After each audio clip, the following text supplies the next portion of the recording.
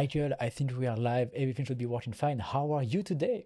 I am super duper Barton. How are you doing? I'm doing great as well. Thank you very much. Thank you very much. It's a different environment today, though. It's a different environment. Unfortunately, this week is a crazy busy week for A us, little right? crazy, Like, yep, a yep, yep, little yep, yep, busy. yep. We are doing a big event, right? Like Money 2020 in Bangkok. And so we decided to just record from home just to make it simpler. And we will be back in the studio next week.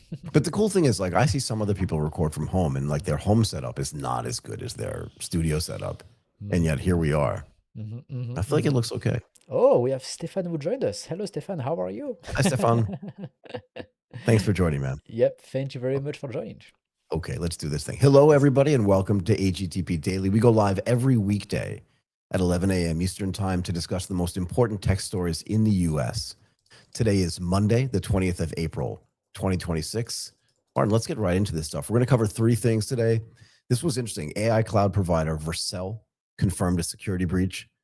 There is, or is there going to be a RAM shortage? And if there is, it could last a while, right? And then we're going to finish with Palantir's 22-point manifesto.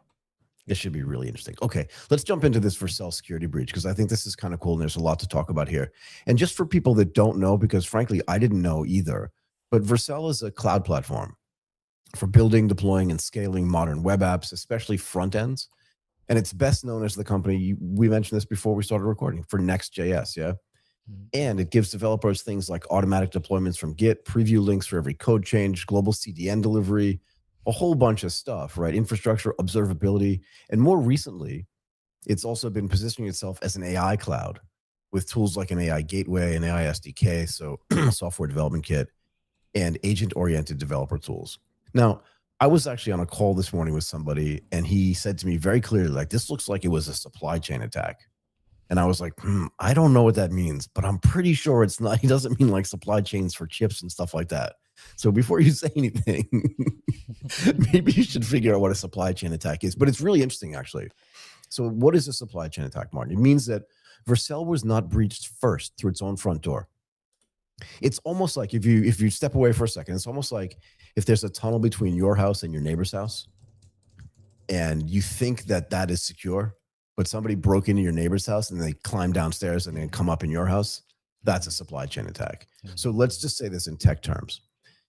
It's through a trusted third-party tool or service in your ecosystem. So in Vercel's case, the company says the incident involved a compromised third-party AI tool.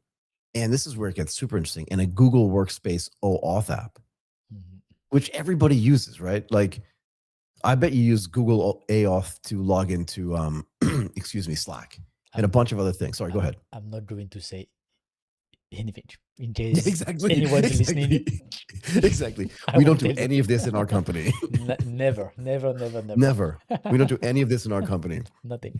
But what that did was it gave the attacker a path into internal systems. They went from a third party into a second party, into first party.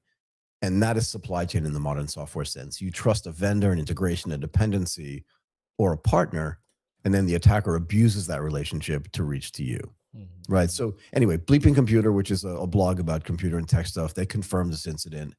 And the key update is that Vercel says the intrusion began, and this is also interesting, with the compromise of Context.ai, a third-party AI tool used by Vercel employee, and that which we don't use at all. Zero. Undercover Media not using that. Absolutely not. And that the attacker then used that foothold to take over the employee's Google Workspace account. Just think about that. Because now it is that employee. Yep. So now it's in and it doesn't even look suspicious at all, right? But I feel like this is the first point that I would like to bring, Michael, to you. Go is ahead. that when they say that they gave, so this attack gave the attacker access to the Vercel account of their employee themselves, right? And then Vercel said they described the attacker as highly sophisticated, given how fast they move and how well they knew the Vercel in internal system. But to me, it looks a little weird because they attach something else, they found these logins, and then they get access to Vercel. So what was the plan? Like did they get access to the Vercel login because they got access to tons of login at once, and then the Vercel were just inside of that, and they got access to it? Or was it really targeted to only them and they found the breach? But then it looks like it must have been really, really, really lucky if you target something else and you find the access that you actually want. Do you see what I Yeah, mean? so I don't know the answer to that question, right? Yeah. Look, we know that there are I don't want to call them server farms, but there are cyber attack farms all over Yeah, Southeast 100%. Asia. Yep, yep, Massive yep, yep. buildings with massive computers with hundreds of people working in them, literally just like 24 hours a day, 7 days a week, 3 shifts just trying to break Yeah, into stuff. yeah, yep, yep, yep, yep. Okay?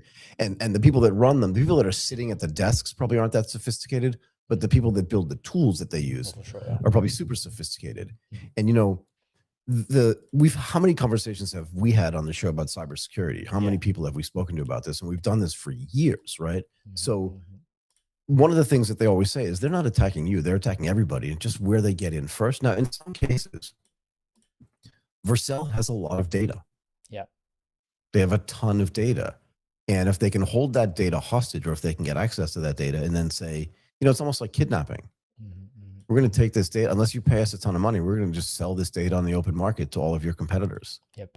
And they'll sell it on the dark web to everybody, right? Sorry, go ahead. And that's exactly what they did here, right? Like the attackers stole tons of stuff, right? And actually, Stefan in the chat tell us that his app was on Vercel, Michael, or actually is, right? I don't know, Stefan, if it's still there, and so I hope that you are okay I hope and he's that okay too. you didn't get anything like very, very important stolen. But basically, like the attacker stole source code, internal deployment access, npm and GitHub API key. tokens, API keys, linear internal dashboard, and Yep. 580 employee records with name, emails, and account status. Like Yeah. tons of information. And then they demanded $2 million ransom via Telegram. Wait, So $2 million? $2 million ransom. That's it. This feels like something out of Dr. Evil. It's- I want $2 million. I don't know. I feel like they should ask for 10. Yeah, actually, it's true. Yeah. But it's interesting. It doesn't seem like a ton of money, but again, these guys were super sophisticated. $2 million ransom via Telegram. That's super interesting too, because I think that tells you something about who they are. Yep. And so then they went on the dark web to actually sell this data, right? So Yep.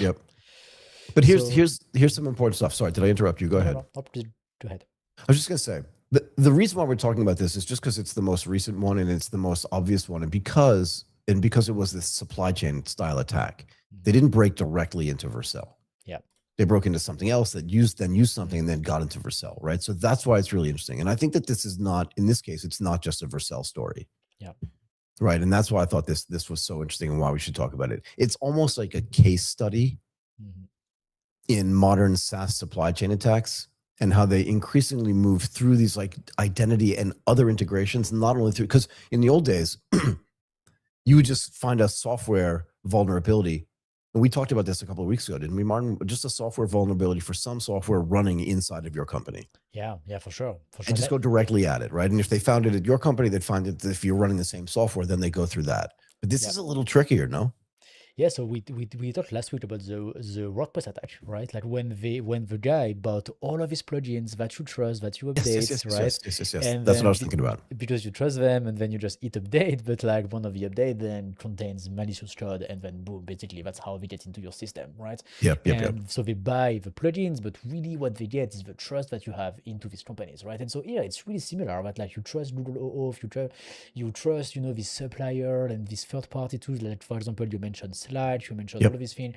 It's true, right? It's true that tomorrow if Slack, get hacked, then all of a sudden our data, because we trust Slack, get access to, right? And if you attack like one of these Google OAuth or all of these, tools that allows to actually load in into many things, it starts to be super dangerous for sure.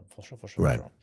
But sorry, but so one of the discussions, Martin, you and I have been having about these SaaS platforms, and to be fair, one of the recordings that I did this morning for ATP Insights, the guy, I think it was at Funding Societies. I want to make sure I have this right. Yep. No. It was the previous guy, the Tic Tac guy. Okay.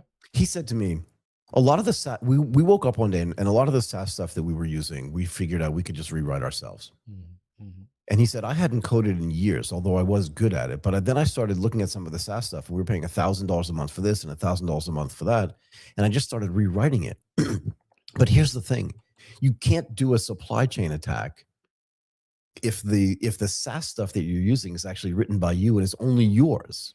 It's true.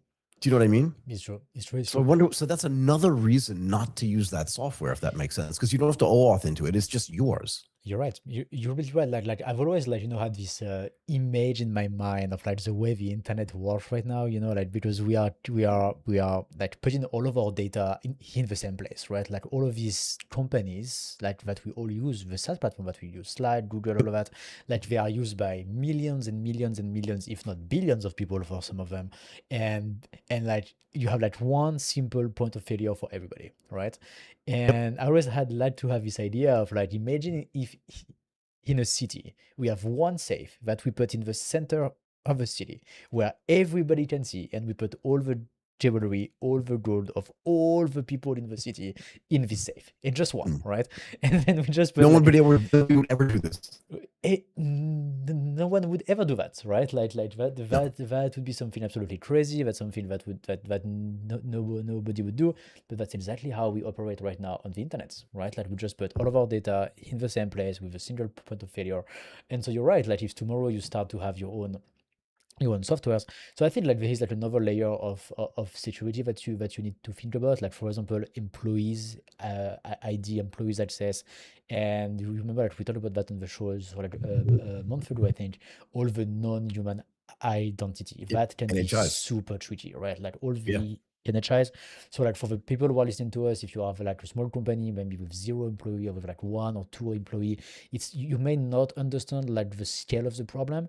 But if you start to have 100 employee, 500 employee or more over a few years, and then people start to leave, people start, to change companies, and then all of these people have database access, email addresses, dashboard access, like 3, 4 logins into stuff. Mhm. If you forget just one for an employee who leaves, that's a really, really important like point of failure, right? Yeah. And that into very large companies, if you start to manage it yourself, it can be like a nightmare. It can be super, super hard. So you get to be ready for that type of problem if you want to be your own SaaS, for sure. Yeah. Mm. And look, I told you in a simpler time, Yeah. big companies like Morgan Stanley and Goldman Sachs used to restrict access to the floppy drive. Yeah. Right, because they didn't want people they didn't want people copying stuff onto a floppy and walking out with it. Yeah, for sure. Makes sense. And it's no different than what's going on right here, right? Because that's what they're really trying to prevent happening. Except now, and back then there was not as much connectivity as there is today. Yeah. But nowadays you have to be much more sensitive about this. But here's the other thing too. The other thing that came up, and there are a few more things to talk about here. There's this idea of non-sensitive and sensitive metadata. Yeah. Right. And, if it's non-sensitive, it doesn't mean that it's not important. Right. And I think one of the things that happened here was the people that broke in saw this non-sensitive metadata, but got access to it. And that actually was one of the things that allowed them to get in. Yeah. Yeah, no, it's you get to be so careful, right? And it's pretty crazy that can happen at this scale, right? Like every time there's like a cyber attack, you always wonder, like, okay, how did this big company didn't think about it, or didn't plan for it, or didn't, like build something against it? But yeah, it does happen, right? But then how do you protect against this, right? In other words, Yeah. like I said, you could rewrite all of your SaaS software, but there are big corporations out there that aren't going to get off of SAP. They're not going to get off of, Salesforce, at least not this week, right? Yeah. And what are they going to do to protect themselves against this? Because again, it's like having that tunnel underneath your house. You trust your neighbors, but maybe you don't trust your neighbors' neighbors. Yeah, right? no, it's true. It's true. And like Salesforce also, like you use Salesforce as an example. So I do the same thing, but they must be using third-party softwares. They must be using some That's my third-party point, though, tools, right? right? And if tomorrow you get an email from your Salesforce rep that says, "Hey, do you want to get this upgrade? We have a discount, blah blah blah. Click this link and buy," it could be an attack, right? Like if that employee lost his access somehow to an attacker, right? And then the attacker gets access to the email and then send an email to all the clients. That could be like actually this is actually very similar to what happened to our partner at the studio, Michael. Like somebody broke into his email address. Okay, so either him or his client, it's not clear. Okay, Oh, no. it's not clear. And basically so they were doing the payment in crypto, And so if they were at the phase of like, okay, I'm sending you my key and then you can send me the money, but then the attacker got in at this moment. Okay, so he just looked at the conversation, and then when it was the moment to send the key, the attacker sent their key. And so then the client paid, thinking that was our friend, Oh my and all the money gosh. was gone on the attacker wallet, and And then there's nothing you can do about that. they instantly transfer the money, of course, and nothing you can do about it. There's no give me back. You know what I mean? There's no, because it's blockchain, right? Nothing. Yeah. That was on the blockchain. That was paid in crypto, and so there's no recourse. There's no insurance. There is no, that all the banking system doesn't apply, or the protection that we have in the banking system. And so that's why, like, the client really thought it was our friend, basically, right? They were like, it's changing emails until they sent the payment link, they paid, and it was Yeah, but this is another weird, right? Because application. now the big implication here, right, is that first of all, they're attacking these trust vectors, right? The places where trust is happening. So what do you do from now on? Like, if you can't even trust a key, Yeah. you have to confirm the key. Like, Do you know what I mean? what we do, for example, is we always send like a small payment first, right? Yeah, fair enough. Like, I'd never send Right. you 25 grand. I'd send No, you we a, always like, one bot or two bot. yes, we always do like a small payment first just to confirm the flow, but also us, because we are in Web 2, much, we are not in Web 3 yet, right? Thank God we're not in Web 3. we are It is we, Web 3 anyway. we I'm are just kidding. we are in Web 2, so which means that every time we need to be paid by a client, we always have like a full onboarding process with KYC and all of this thing, right? Yeah. Which makes stealing our identity much harder, because we get to go through all of this process, send all the documents. But that's because we work with large corporations, right? Exactly. So we need to do that. So it protects both sides, right? It's annoying, it's long, it takes time, but at the end of the day, it prevents somebody to actually stealing our identity and then being paid instead of us, right? Yeah. But like the last sponsor that we got on ATP, but I asked them, like, please don't send me the full money right now. I want just a little part to Oh, make did sure you that there's no really? problem. Yeah, of course, of course. That was like, Ah, I have no idea, like how it's going to go. If that's the first time that you pay us, if that's a big amount, please send us a small first and then send us the full amount. but also remember how that worked too, without giving up too many details. Remember, they're not going to pay directly. They're going to go through a trusted third party. Yeah. I'm just saying, like, this. Here's the thing. I can't get these words that Gene U from Black Panda. I can't get these words out of my mind.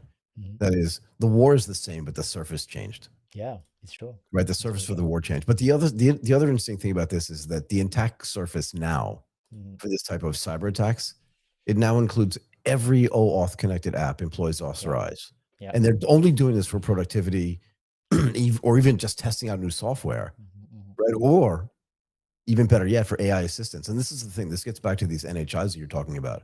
Yeah. Because if I'm using all three of those things, well, then the attack surface just becomes way larger. Way larger, like Way larger and hard to manage. And look, if somebody spins up a new client, or excuse me, a new agent, it just raises so many questions to me. And again, I was talking to somebody about this today on ATP Insights, right? Some of the guests that we had. Are you going to have to onboard an agent? If you're really going to consider it like an NHI, It's true. are you going to have to onboard them so that everybody knows it's there? They have an employee number. Everybody knows what's going on. Everybody knows to what they have access, what they can't do, what they can do, and stuff like that. Because otherwise, it's just like a rogue person that you like invited into the office to do shit for you. Yeah, no, it's true. It's absolutely true. Like, the onboarding process for the agents is going to be insane. It's going to be super difficult. Is going to be super important, right? Because, like, basically, like, when you build your AI agent by yourself, right? Like, you put that into your computer. You have a little pop-up that say, hey, do you want to give access to this file, to this folder, to this action? And you just click yes, just you're on your own, right? But if tomorrow you have 10 employees who are doing that, and access your CRM, and access your database, and access your client base, and access, all of your accounting and all of these things, now if you have 10 employees who all have like 2 or 3 agents, now we're talking about like 30 points of access to all of your data, right? If you have 3 or 4 data point, now we're talking about 100 access, right? You get to think about it at scale, right? And then what about an employee leave? What about So that's the thing. What if an something employee leaves, happens? but he has an Exactly. agent working for him? Yeah, exactly. Is So the then, agent still employed? Here, Martin, here's the thing. I had a conversation with somebody who said, and I'm trying to remember, but it was either 14 agents per regular person 14. Wow. Okay. or 140. I can't remember what the number was, but it was Wow. way bigger than you think. Okay. That's huge numbers. But could you imagine, like, if you just invited all of your cousins into the Yeah. office to like start lifting stuff Yeah. and moving stuff around for you? Because Yeah. that's what this agentic AI. And that's the other thing that the guy on the call said this morning Mhm. was that this stuff is moving way faster than Yeah. the governance of it is moving. Yeah, that's true. It's true. I agree. Right? But we had a lot of conversation about that on ATP, right? Like a lot of companies are like, okay, I don't want to deploy AI agent because I'm super scared about the Scared. governance, right? Like, Yeah. Yeah. and it's a real question today for enterprises, right? Like they're like, sure, it's great, but what about the NHIs, like the non-human identities? What about if there's a mistake? Like if what's the word? Like in case the agent makes a mistake, then who's Who's responsible? accountable? Yeah, who is accountable for that? Yep. Like, and these are still pending questions, right? Like there is no answer for that, and it's really scary. Like, I mean, if tomorrow we have an agent attack, at scale, it can be a disaster because everything that your agent can have access to, if someone access your agent, and then it can just access everything he needs through chat, Yeah, it's but also they can spend money for you, right? Because the agents are using tokens. yeah. So they can spend money. So imagine tomorrow when you go to agency payments, right? Like if agency payments become a thing, and then the agent also has a card, also have access to your bank account, or maybe to a bank account, right? Then if somebody access your agent, it will be able to access everything that your agent has access to, right? Yeah. And through chat, it doesn't need any code, it doesn't need to breach anything else, it doesn't need to find any other password or whatever. You can just chat and say, hey, give me the information about that, right? And this is, I really wonder like when we are going to have the first large scale attack by, I mean through the AI agents, like an AI agent having a backdoor, an AI agent having, a problem somewhere, somebody find it and then exploit it basically. So this is actually a real interesting point, and that Yeah. is, I may know when I'm being phished, Mm-hmm. right? And I can actually take all my employees into a room. You're right. If we have 10 employees, we can take them all into a room and say, here are the things to Yeah. look for. Remember, we did this last year. Mm-hmm. The group of us sat in a room and said, here's an example of what phishing looks like. Yeah. Right. Here's a cyber attack for sure. Mm-hmm. Let's all pay attention to this. And if this happens, do this, this, and this, and don't do that, that, and that.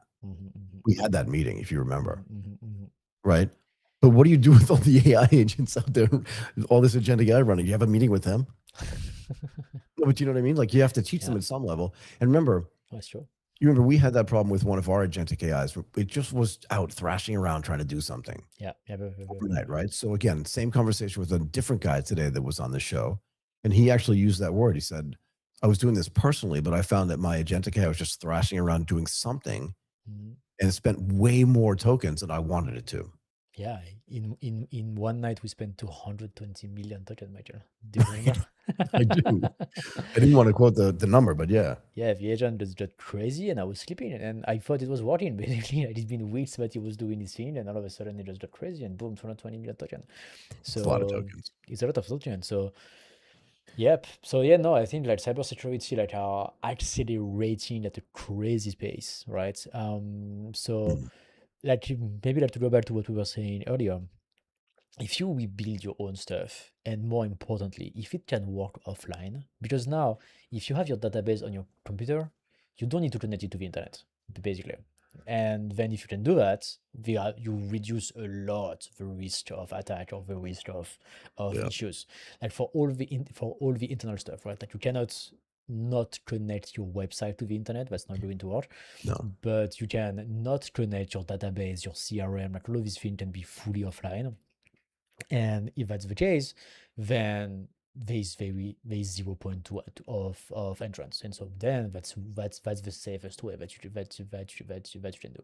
But again, that presumes that you're rebuilding all of your own internal SaaS stuff, right? Because you still have to give that application access to your data. Otherwise, what is it doing, right? Yes. So like instead of using Salesforce, for example, for your CRM, tomorrow you just rebuild your own CRM, then you put that offline on your machine, and now it's much harder to access because it's offline. What a shame. I mean, the internet should be a much safer place.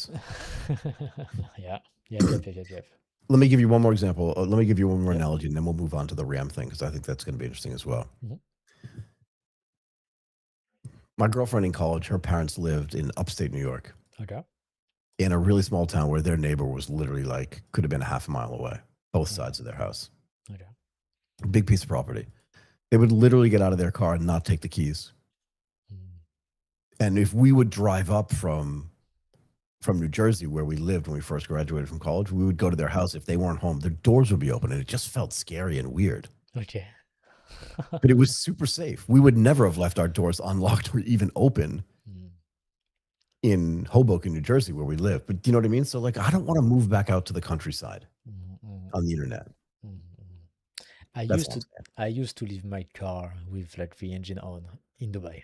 Yeah, but in Dubai, if you steal a car, like you're in deep trouble. Yes, you are in so much trouble in Dubai if you. So I used to do that, which was cool because when it's 40 degrees outside, you just leave the AC on. Like, that's nice. Exactly. That's why Exactly. You everybody's go doing that. shopping, you come back to your car. Exactly. That's really not nice for the environment at all. My sister, if you listen to this show, please don't scream She's at me. already mad. Exactly. But yeah, a lot of people are doing that, and it's nice when you can live into this type of safety, right? It's Yeah. very nice. Yep. Okay. Let's talk a little bit about RAM. Yeah, let's do that. Next topic Okay. of the day. So this is actually interesting too, because this is not a normal short cycle semiconductor squeeze, I think. Mhm. Right? It's not normal. I think it's a structural shift caused by artificial intelligence. Yep. And the biggest memory makers are having to redirect capital, but also engineering attention and production towards HBM, which is high bandwidth memory, Mhm. right? Because HBM has become essential to feeding GPUs in AI data centers. And that means less capacity is available. And the margins are probably higher, right? Mhm. Mhm. And it's not quick to spin up just a new DRAM factory, right? It takes time. But that means that less capacity is going to be available for DRAM used in phones, PCs, gaming devices, and other consumer electronics. So the result is definitely tighter supply, higher prices, and a shortage that may last well beyond a typical chip cycle, right? Because here's the thing: if a new product is invented, a new physical product, Mhm. right, like the iPhone, Mhm. Mhm. okay, there may be a short-term um, lack of capacity, for lack of a better term. Mhm. Mhm. But over time, as we understand what the sales for that new hardware is going to be, whether it's just the iPhone or any other phone that looks like that, Mhm. well, then companies like HK Hynix or SK Hynix or Micron or whoever the companies are that make this stuff can better plan for the future and start building more factories or just more capacity. Mhm. But this is, remember, we talked about this a lot. This AI stuff is like industrial scale investment.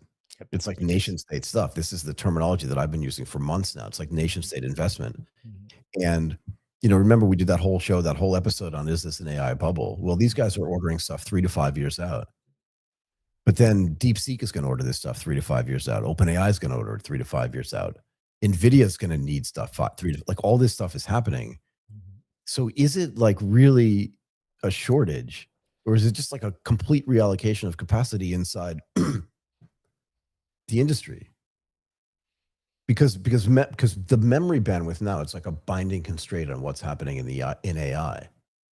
And this high bandwidth memory has just become strategically so important, Martin, that it's distorting the rest of the memory market. Just for some numbers quickly, Mhm. Micron says the HBM, just listen to these numbers because I think they're really interesting. Micron says the HBM, so the high bandwidth memory market, could grow from about $35 billion in 2025, that's last year, Okay. to $100 billion by 2028. While 2028. McKinsey, yeah, Okay. that's just in the HBM market. Okay. While McKinsey estimates that global data center capex could approach $6.7 trillion by 2030. And I know, like, in our small minds, like 2030 feels like really far away because it's a number like we've been talking about since the 1980s. But in the 80s, it was 50 years away. Now it's 4 years away. Yeah, and plus because the data centers need a few years to be built. At the end of the day, Dude. it's like 1 or 2 years after that, right? So it's Yep. really fast. So this is a really big deal, and there's a real question as to whether this is going to be just like a short-term thing or it's actually going to be a long-term thing. I think it's gonna be a long-term thing. I don't see any way this is going to be fixed anytime soon, because the problem is the more we have, the more we want, right? Like if tomorrow we have way more RAM, then then what's gonna happen? We are going to have way more people building models. We're gonna have Anthropic Well, that's and the thing, right? OpenAI, As yeah, and yeah. and I Go was ahead. gonna say it's not just to put a finer point on it. It's not the case that HBM is just more advanced than traditional or conventional DRAM, right? Mhm. Dynamic random access memory. Sorry, it's just more like the margins just way higher, right? And HBM generally costs about 3 times as much as other memory and can account for 50% or more of the packaged GPU's cost. Oh wow. So it's just like a really powerful incentive for the companies that make this stuff like Samsung, Hynix, Micron Mhm. to operate in this AI space as opposed to just operating the DRAM space, which is essentially a commodity, Yep. Yep. right? So the real story here, at least in this case, is that it's pulling the memory stuff up the value chain in artificial intelligence. Mhm. And if you're a rational actor, you're going to choose to make the stuff that's more expensive and has higher margins. For sure. For sure. No, For sure. For sure. No, for sure. Yeah. I would do that as well, right? I, I definitely would. I I would definitely do. would. I would do that as well. So what's gonna be the impact? Like the RAM on regular computers are going to be more expensive. It's gonna Way be more harder expensive. They already to. are. Yeah, they already are, right? Like so, it's gonna be even more. So it means like, yeah. So like that's really funny because a lot of people don't want data centers next to their home because they are scared about the increased cost of electricity. So, But also, that's apparently what's they make happening. a Yeah. lot of noise too. Okay. Okay. Didn't Okay. we remember a couple of days ago we were doing a segment on like how 50% of the data centers that were planned are Hmm. still not even under construction yet. Yep. Yep. Yep. Yep. Half of Right. them. Yeah. And one of the excuses they gave, I think it was in Tennessee or Kentucky, I can't remember where in the United States, was that they just make a lot of noise. Okay. That's I don't funny. know. Maybe the drives can't be humming because they're not moving anymore, but still, Fan maybe like the AC and the fans. maybe, Yeah. maybe. I don't know. But yeah. That's but I feel like we've been hearing about this RAM shortage for quite some time now. It's not Let me, new. can I give you some more numbers though? Yeah, yeah, go ahead. So how long is the shortage going to last? We don't know, right? Yeah, we don't know. But basic semiconductor physics and project timing tells you that it could be a while. Yep. So Yep, yep, again, yep. just some numbers. New fabs, so new factories that make chips, are massively expensive and slow. Mhm. What does that mean? So a fab can cost about $15 billion to build. Oh wow. Yeah, it's not like just a couple of $1 million. And the tooling is just I worked at a chip making company Mhm. over the summer. I was the janitor there, but that's a different story for a different time. But I mean, even just the clean rooms are expensive to build. I mean, they take like 18 months to 2 years to build, Mhm, mhm. right? And there's some fear, right? Because every time, not every time, but often when there are supply constraints, they'll go out and build new fabs. And then the supply constraints go away, like as companies fail and they don't need more chips, or the stuff that they ordered they don't need anymore. Mhm, And now there's a glut of chips. Now that you have a fab that you don't need. mhm, mhm, mhm. Right. So there's this chicken and egg between like, should we really build this thing or should we not build this thing? Because it's so expensive to build. Mhm. So you're just gonna have to figure out how to have like incremental capacity expansion, or maybe just Yeah. like better yielding. Because every chip that comes off the assembly line is not necessarily usable. Okay. I They don't know that. test every single one of them. Okay. They do statistical tests as well Okay. to see what the likelihood that those chips are going to actually work. And they don't always work. No, no, no, no, no. Okay. No, that's why the yield matters. Okay. Okay. Yeah. Yeah, Okay. it's like it's like you go to a burger joint and the burger's not made so well, but they still serve it to you because it's like we made it. Okay. Yeah, if you go read even Apple's chips, they'll tell you that like this was meant to be an ultra chip, but like the last part of it didn't work, so they made it just a regular chip. I'm simplifying to make a point. Okay. Okay. Okay. I see. But yeah, but like every part of the wafer doesn't necessarily work the way it's supposed to right from the Oh beginning. wow. Okay. Yeah.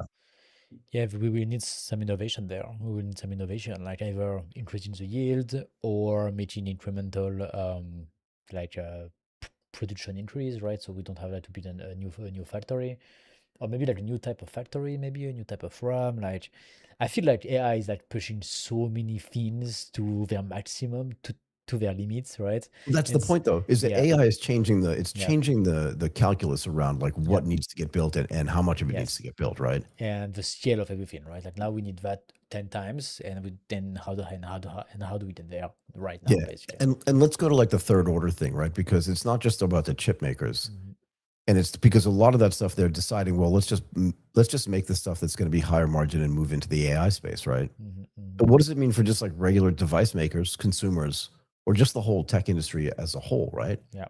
And for me, like for the device makers, again, for like Apple or anybody that's making a device that has RAM in it, Mhm. Yeah. it's just going to be harder to plan your products. Yeah, it's true. Just completely, and the prices are going to go way up. Let me see this. Reuters also reported some data showing advanced smartphone chip shipments could decline 7% just because of higher memory prices. Okay, wow. Do you know what I mean? So even if you're innovating on the smartphone side, you can't make enough of them. Hmm. It's So, just weird the way all this stuff kind of filters through. Sorry, go ahead. so which means that company like Apple, like they are not going to sell less iPhone. They are going to find a solution. Yeah, they're gonna pay more money for it then. So either they pay more money for it and then the iPhone will become more expensive, or they either build their own, the same way they did with the chips, right? Like Yep. we just say, okay, we're just gonna do our own, like bye bye. Or they are going to lock in the production for like 10 years. They're gonna go Right. to someone and say, hey, you just work with us for 10 years. So Right? they've That's done it. that before, though. Okay. They've done that before. They've Okay. locked in years of RAM. Okay. Okay. Years. Because that's the solution, right? Like if you go to someone, But you say, remember, Martin, yeah. when you say that they're going to build their own chips, right? They Mhm. can, Mhm. but they're not going to build fabs. Maybe. So they're going to be in competition. I mean, maybe they will. Who knows? But again, Samsung does, and they have so much money yeah, out. but Samsung's always been this huge. Like Samsung also Yeah. makes washing machines. Yeah, true. They are a huge conglomerate doing They're a like huge tons of conglomerate. stuff. Apple's not Yeah. going to be that, right? Yeah. And they want to be in a business that they can control and where they're going to be better than everybody else. And Mhm. it's not clear to me that they're going to be better than TSMC Mhm. or Micron or Samsung even or Hynix at making memory chips. Mhm. Mhm. I don't know. But the other thing, and then we'll get to Palantir because I think that's going to be interesting as well. But the other thing that's really interesting is it also increases the strategic dependence on the memory suppliers, not because up until now, we've just been talking about the lack of supply in the GPU market, right? Yep. So now you're moving down Yeah, the one more stack. I step. don't know, down or sideways on the stack. It doesn't matter to me, Mhm. right? Because NVIDIA is still going to get most of the attention. But if high bandwidth memory remains the gating factor for like these AI system performance, then pricing and power bottlenecks shift to them as opposed to at NVIDIA. Yep. It sounds like it's going to be a nightmare. It's going to be a nightmare. I agree. Yeah. And maybe storage is going to be the next one, huh? Maybe storage is going to be the next one. I wouldn't be surprised if we hear about storage shortage and storage pricing going up as well, huh? Because Well, I mean, every time you build a data center, you have to store the data. exactly. Every time you build something, you need to store the data, right? Like whether it's database, whether it's an app, whether it's an AI model, you need to store the data as well. So, yep, Yeah. it's Okay. it's the third part of the stack.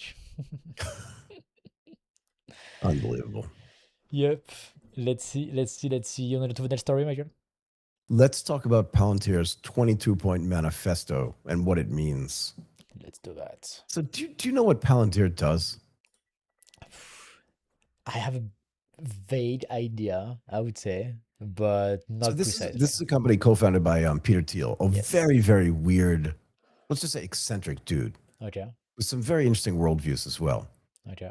But the key idea here was that if we can understand complex relationships and complex patterns inside of big data lakes, what can it tell us about? And now, obviously, attaching AI to it, but what can it tell us about national defense, national Okay. security? The whole idea, like if you go look at who their clients are, where most of their money comes from, this company was purpose built to serve governments. Okay. And further than that, it was purpose built to serve Western governments. That's how strange these people are.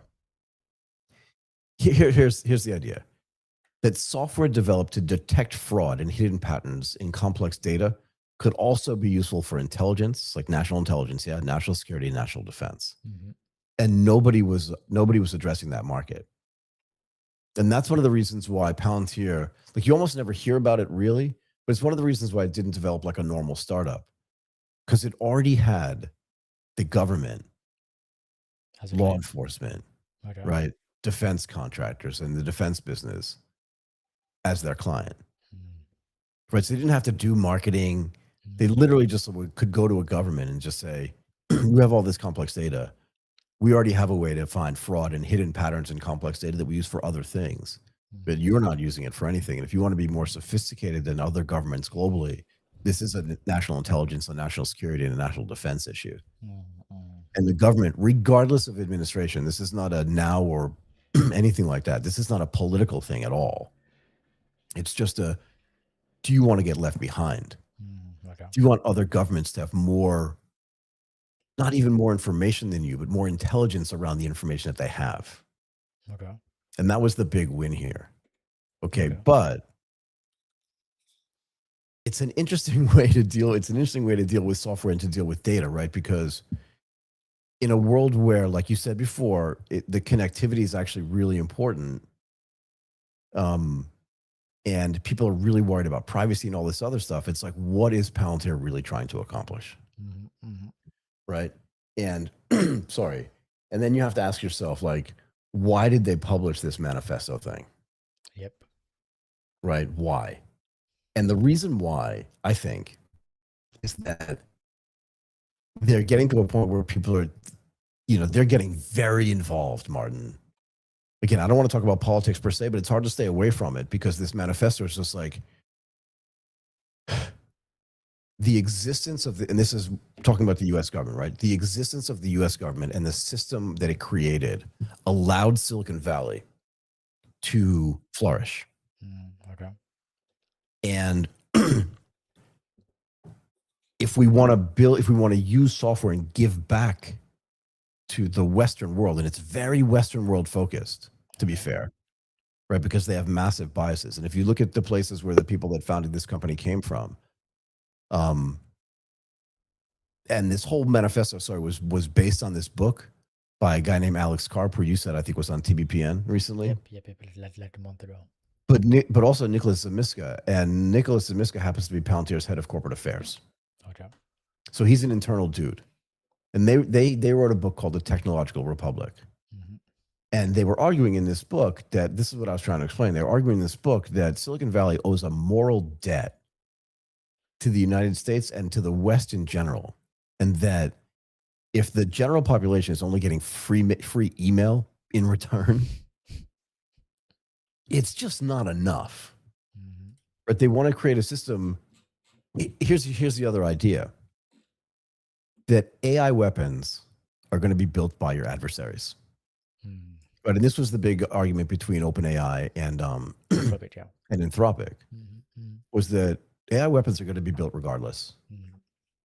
And that this idea that like everybody needs to be included in the decisions that get made about how AI gets used feels a little bit hollow now, because your competitors, and now your competitors are other countries that also have weapons, are going to build weapons using artificial intelligence. And if you look at the way war and attacks are progressing, a couple of things are changing, and a couple of things that are changing are really important. One is there's very little like human to human combat, right?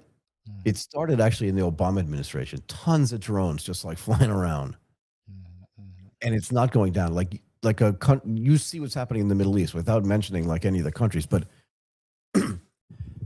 the smaller country in this conflict with a much less sophisticated, think about this. The full Iranian military budget is $9 to $10 billion a year.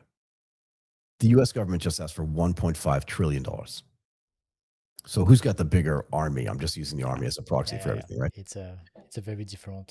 It's a different metric, but because it's not hand-to-hand combat, and it's not like people shooting at each other, it's drones. Like you can build a drone in 5 minutes. Yeah, it's really But cheap. say again? It's really cheap as well to build Super cheap. So they could just like, if you shoot down one of their drones, they don't care, and no one's in it. They're unmanned. So like if it just falls into the water or falls into the mountain, nobody cares. They just spin up another drone.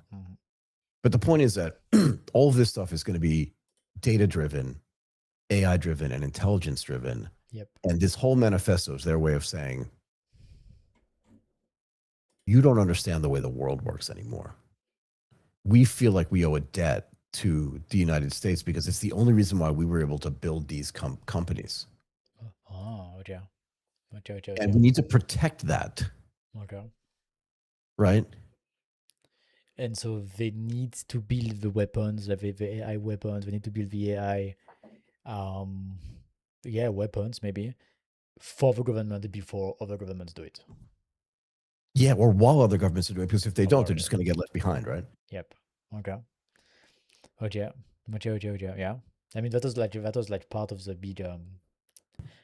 big fight, let's say, between Anthropic and OpenAI when Anthropic didn't want the government to do autonomous weapon, right? I think this was like clearly stated. Yep.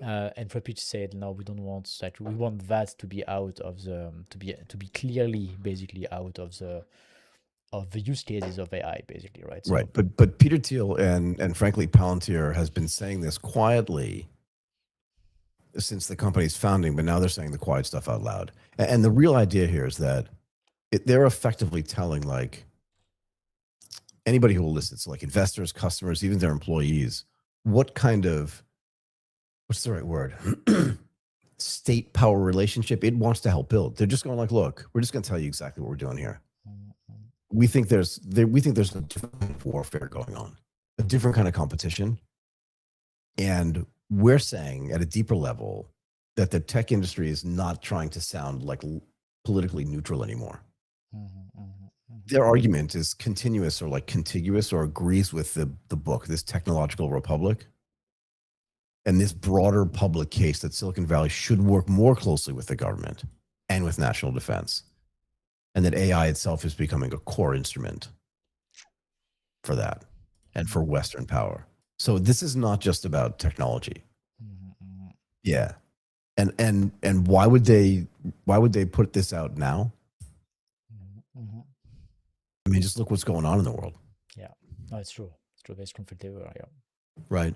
So that's what I think this is all about. And that's why I think this is actually so important. They have very interesting worldviews. You can argue about whether you agree or disagree with them on this, but Palantir has always been purpose-built just for this. And they've kind of been waiting for this AI to come out because now they can, again, turbocharge everything that they do. And they can put AI in weapons and stuff like that as well. In a way, it's a bit scary. But it's one of these things, it's like mutually assured destruction. I mean, you don't remember this because you're too young, but like there was all this talk of MAD, mutually assured destruction. Okay. If the Soviets are going to have, 700,000 or 70,000 nuclear warheads, so are we. We're not going to have one less because as many as they have, we need to deter them from ever using them. But this is reverse, right? It's like we're going to have them and they're going to have them and we're both going to use them. That's the contention here. Yeah, it is scary. I think it is scary. Yeah, it is scary. But this is an intersection, right? And that's one of the reasons why this story is so interesting, because this is a real intersection of a purpose-built technology company using the most modern tech, and that is including all this agentic AI stuff that's out there, but also the ability for artificial intelligence at scale to go through all of these complex data sets and understand like what's happening. Yeah. All the pattern matching and stuff that they can do that no human could do. It'd take them 25 years to do it. And then to openly say that that's why they're doing it and that's what their worldview is. I think it's a pivotal moment in this intersection between what's happening in Silicon Valley and what's happening in the government. Yeah, it's true to be so open about it, right? Like to really say, okay, like we're doing that for this, like this is what we believe, and we're gonna use our tech for doing that, basically, right? And be so supportive of an ideology instead of just building tech and just building the best product, basically. Yeah, but and you're right, because this supports their ideology. And that's why I said like they're not trying to be non-political. Yeah, they're trying to be political. They are trying to be political, yeah. And they're trying to say that everybody that opposes them doesn't understand what the threat is to the West and to the United States in particular. And that if they don't do this, it's just going to be regressive. Yeah. Meaning things are going to go backwards.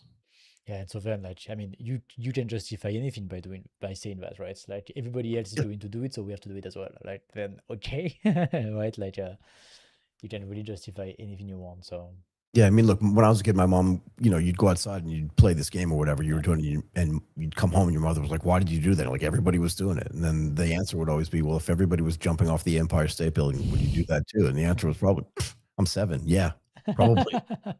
But this is more important because this is ideologically bound Yeah. and technologically supported. Yep. Okay. But yeah, let's see how it goes, right? Let's see how it Yeah, goes. this story's not over yet. Oh no, I think this is just the beginning. No, Okay. Okay. Yep. Do you have anything else for today? Nope, we did. We went through the major news of the last few days, Michael. We did indeed, and I Yep. cannot wait for tomorrow. Yep. So see you tomorrow. And Okay. yep. Thank you, everybody, again for joining us. Give us a thumbs up, as always, on today's video. Come on, subscribe to the YouTube channel. You definitely will not be alone there. More and more people are subscribing. Follow us on all of our socials, on X, on Instagram, and on LinkedIn. And ask us questions. We love it. We love the interactivity. Let us know in the comments if there's anything you would like more information about, anything you would like us to discuss, or any questions you have for us. Remember, we'll be back again tomorrow at 11 a.m. Eastern Time. I'm Michael Waits. You are Martin Runford. Yes. Bye for now. Bye, everyone.